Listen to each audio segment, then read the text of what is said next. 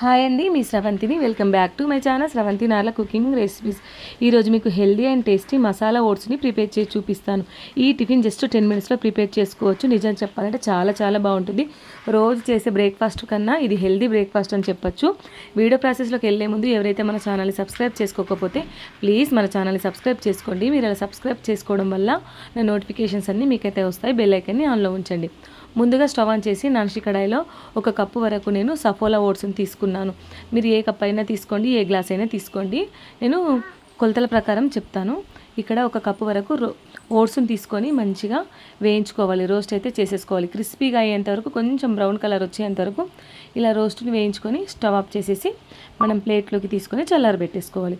ఇప్పుడు ఇదే non stick కడాయిలో 1/2 కప్పు వరకు ఆయిల్ వేసేసుకొని, ఆయిల్ హీట్ అయిన తర్వాత ఇందులో పోపు దినుసులు అయితే వేసేసుకోవాలి. 1 టీ స్పూన్ ఆవాలు, 1 టీ స్పూన్ జీలకర్ర, 1 టీ స్పూన్ మినప్పప్పు, 1 టీ స్పూన్ శనగపప్పు వేసుకొని పప్పులు చక్కగా కలర్ మారేంత వరకు మనం కలుపుకోవాలి ఆయిల్లో.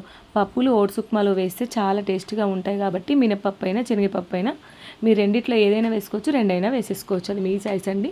పప్పులు వేగిన తర్వాత కొద్దిగా కరివేపాకు, 2 పొడుగా కట్ చేసిన పచ్చిమిర్చి, ఒక పెద్ద ఆనియన్ని వీలైనంత వరకు సన్నగా కట్ చేసుకున్న ఆనియన్స్ ముక్కలు ఇందులో వేసేసి ఇవన్నీ బాగా దగ్గర పడేంత వరకు చక్కగా కలుపుకోవాలి.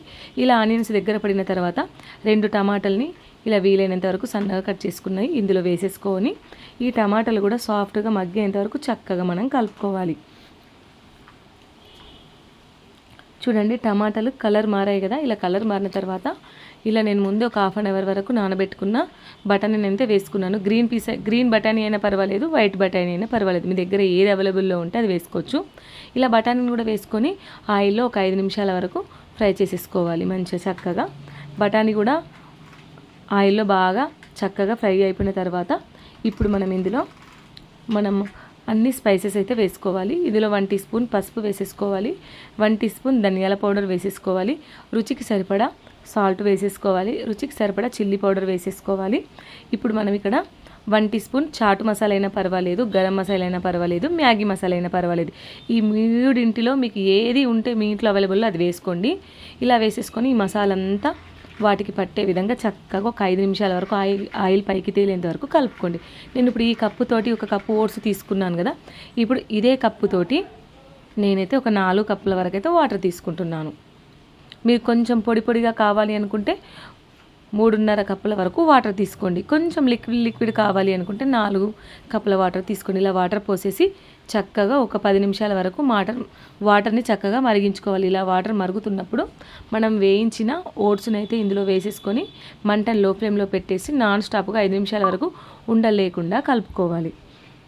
ఇలా 50% కలుపుకున్న తర్వాత ఇప్పుడు ఇందులోకి సన్నగా చాప్ చేసుకున్న కొత్తిమీర తరుము, హాఫ్ లెమన్ పిండుకోవాలి. లెమన్ పిండుకుంటే చాలా పుల్లగా టేస్ట్గా ఉంటుంది. మీకు లెమన్ ఇష్టం లేకుండా స్కిప్ చేసేయండి. ఇక్కడ ఏమన్నా మీకు తక్కువ ఎక్కువ అనిపిస్తే చూసేసుకొని ఒక 5 నిమిషాల వరకు మనం ఇలా ఒక పొంగు వచ్చేంతవరకు ఈ విధంగా వచ్చేంతవరకు కలుపుకొని మనం స్టవ్ ఆఫ్ చేసేస్తే సరిపోతుంది. ఎందుకంటే మనకు చల్లారిన కొద్దీ ఓట్స్ అనేది చిక్కబడుతుంది కాబట్టి ఈ విధంగా వస్తే స్టవ్ ఆఫ్ చేసేసి మనం నాన్ స్టిక్ కడాయిని పక్కకు దించేసుకోవడమే. ఇలా వేడిగా మనం ప్లేట్లోకి సర్వ్ చేసేసుకొని తినడమే. ఎంతో టేస్ట్గా మసాలా ఓట్స్ అయితే రెడీ. మీరు తప్పకుండా ట్రై చేయండి. టేస్ట్ అయితే చాలా బాగుంటుంది. ముఖ్యంగా డైట్ ఫాలో అయ్యే వాళ్ళకు, బరువు తగ్గాలనుకునే వాళ్ళకు మంచి రెసిపీ అని చెప్పొచ్చు. ఈ వీడియోని మీ ఫ్రెండ్స్కి, మీ ఫ్యామిలీ మెంబర్స్కి, రిలేటివ్స్కి తప్పకుండా షేర్ చేయండి.